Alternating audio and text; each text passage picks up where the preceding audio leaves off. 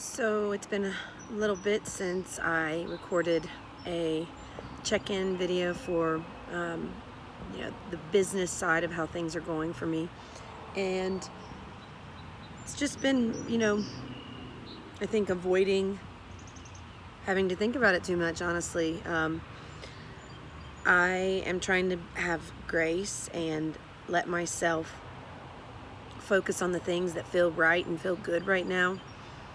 I basically have 4 businesses and none of them are doing great.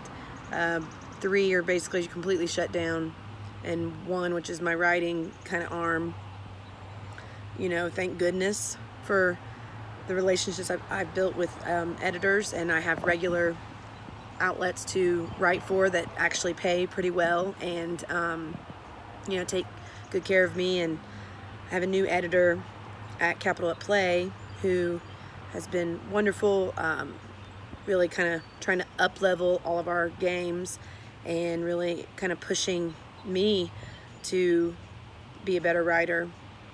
And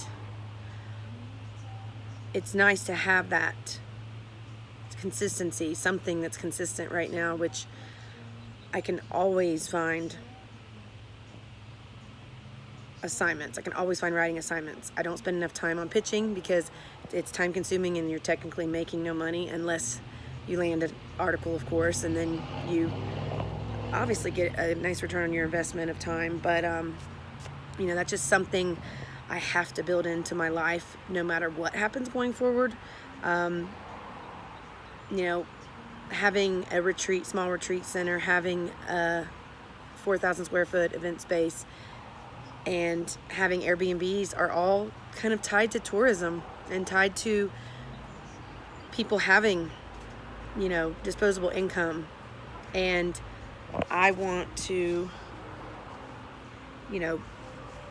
build in some income streams that are not, dependent on tourism. And I think before this I thought I was pretty diversified, and you realize very quickly that you're not as diversified as you thought. So that's something I'm really thinking a lot about. And I think I was pretty spoiled since I moved to Asheville. My Airbnbs were always booked, and that covered my mortgage, it covered my bills, and then I could focus on other things to make money and pursue my creative interests and serve my community and share my gifts and all that fun stuff. But it's making me take a hard look at my digital marketing skill set. What do I need to do to capitalize on that? I have moved away from one-on-one clients because people have wanted me to basically be their marketing department but not pay me what you would pay a marketing director, or even just a marketing manager. So the dollars and cents didn't work out in the sense of time and effort and my knowledge and expertise translating into really dollars on the hour, even though I had monthly retainer.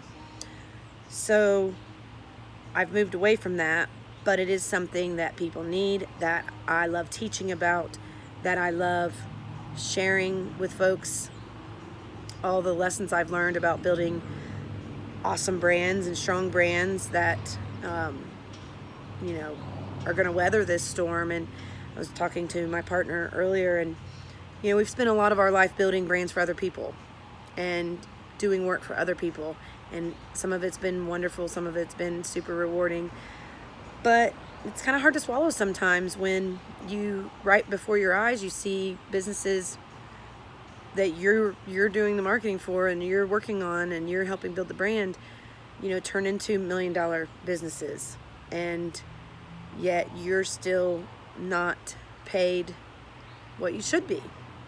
So that's something I'm struggling with, to figure that piece out. So I'm building an e-course that's kind of based off the brewing up a social media shitstorm boot camp that I've been doing for years with Market the Brew. We're taking that from a 30-day model to an e-course model so people can work through the 30 lessons and all the other materials and information on their own pace. And that's exciting.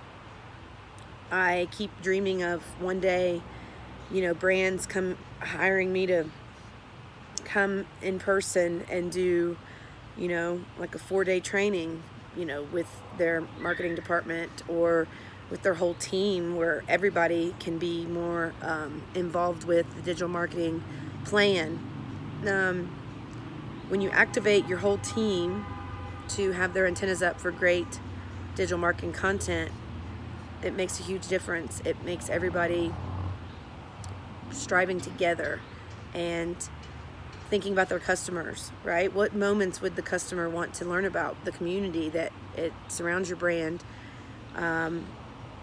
It also strengthens the company culture. So there's so many benefits to having everybody more aware and more involved in the digital marketing and really just the storytelling piece of your business. And I'm, doing a lot of thinking and a lot of planning, a lot of brainstorming, and it's sometimes hard for me to take action right now during all this because it's so scary and uncertain and confusing, and it takes 4 hours to fill out one form to try to apply for a loan or whatever the heck measly handouts they're giving to small businesses who are the backbone of America. And it's a very bleak America if 50% of us are forced to shut down. And that's one of the numbers being thrown around. So I'm trying not to dwell on that too much. I'm trying to do work that fulfills me and that I know is going to be helpful to people, the people that discover it. Funnily enough, I'm struggling with the marketing part of building these courses and, thinking through all this because I know it's quality. I know it will help people, but the digital marketing machine and the content beast that you have to feed to keep your brand in front of people and keep reaching new customers, it's taxing. It's really taxing, and I'm trying to keep, 3 brands, really, honestly 4, going, and it's a lot. It's a lot. So I am getting ready to do a 4-hour work sprint, and I'm hoping in that time I can get 30 days of Facebook content scheduled for 2 of the brands I'm working with. And, well, really 2 of my brands, I should say, that the Great Reset podcast, finally, trying to take that more seriously in the sense of, Facebook page and all the things you're supposed to do. And we've got a new format we're going to do, and we're going to start having a recap between just my co-host and I to have some, blog content and SEO content. And it's hard. I know exactly all the pieces and parts that need to happen to help build these brands, but it is just so much work, and technically it's free. I'm not getting paid to do all the work I need to do for my brands, right? Because that's what I've decided, right? I don't work necessarily in the same way for other brands now. These are my brands that I'm building up, but it's hard to swallow when I'm basically making no money from them. So it's kind of a catch-22. But I'm gonna buckle down today and get content out for the podcast and get content out for Creative Hub Studios, so that way the month is set. That's one less thing on my plate. So even though it's a beautiful Saturday here in Asheville, I've decided it's important to bust out some work, get ahead, get that monkey off my back, the content monkey, and that way I can focus on the podcast and a book I'm working on, and some of the merch ideas that I have for the Great Reset, because we want this to be a movement. We want this to be a turning point So it's really important to me. It's really close to my heart, and it's what I want to work on the most right now because it's where I can make the most impact. And it's hard for sometimes for people in my life to understand that, and it's hard for me sometimes to understand, if I really, really wanted to, I could just be pitching and writing all day, every day, and I'd probably be better off because I would be having more income come in. I could probably triple or quadruple my income if I did that. But it's hard to walk away from these brands I'm trying to build and these businesses that I know are going to help people and make a positive impact. I don't want to abandon them or walk away from them. So it's just, I feel really pulled in a ton of directions, and I know a lot of you feel that way too. So I just wanted to share,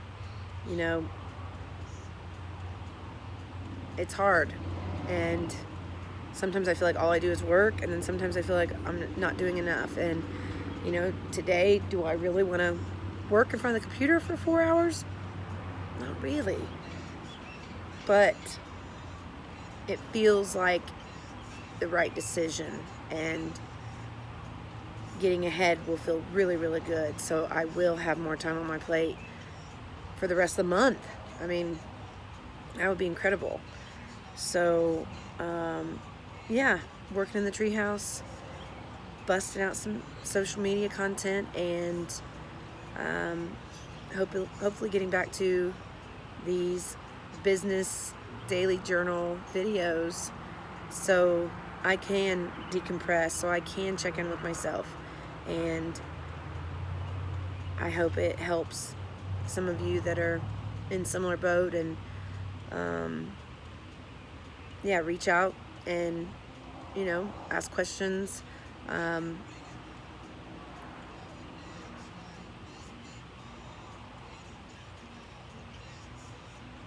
Just be gentle with yourself. That's what I'm learning.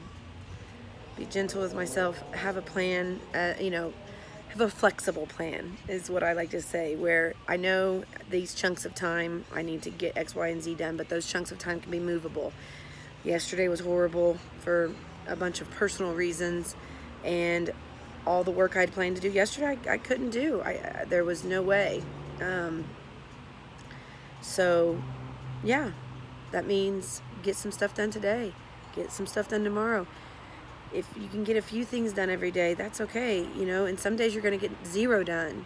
As entrepreneurs that we're scared to death. We don't know how much relief we're going to get. We don't know. We're scared to take on more debt, but we don't know what else to do. Do we just close our businesses and start over? I mean, it's such an uncertain, scary time, and it's sad to me how the government's so quick to help the big businesses stay open, but neglects the rest of us. And it's wrong. It's wrong. And I really hope that we see changes. I really hope that we see a relief package that's just for small business owners, just for businesses that make, less than $250,000 a year or whatever it is, different criteria. And I know that, I don't want to leave out restaurants and hospitality businesses that definitely make more than that but have thin margins. So it just, you want to say, why can't you just give each business owner $10,000? Just $10,000 maybe would make a huge difference for so many of us. But yet you'll give millions to companies that already have millions. So what? They lost a little bit of revenue. They have plenty in the kitty. Some of us are just struggling day by day. And for me, it would be very difficult for me to find a full-time job right now.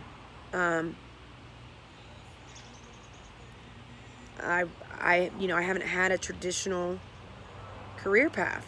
I've only worked freelance. I haven't worked for, an agency full-time. I've worked for agencies before, but, is somebody going to hire me to be their marketing director? I don't know. Even though that's what I do and do very well. But it's just this trajectory I've been on as a freelancer and as a 1099, as a contractor, as a, self-employed person. It's not so easy just to jump right back into the traditional workforce. I can't tell you how many times I've applied for jobs and they just say, oh, you're overqualified, or oh, this is for an entry-level position, or this is,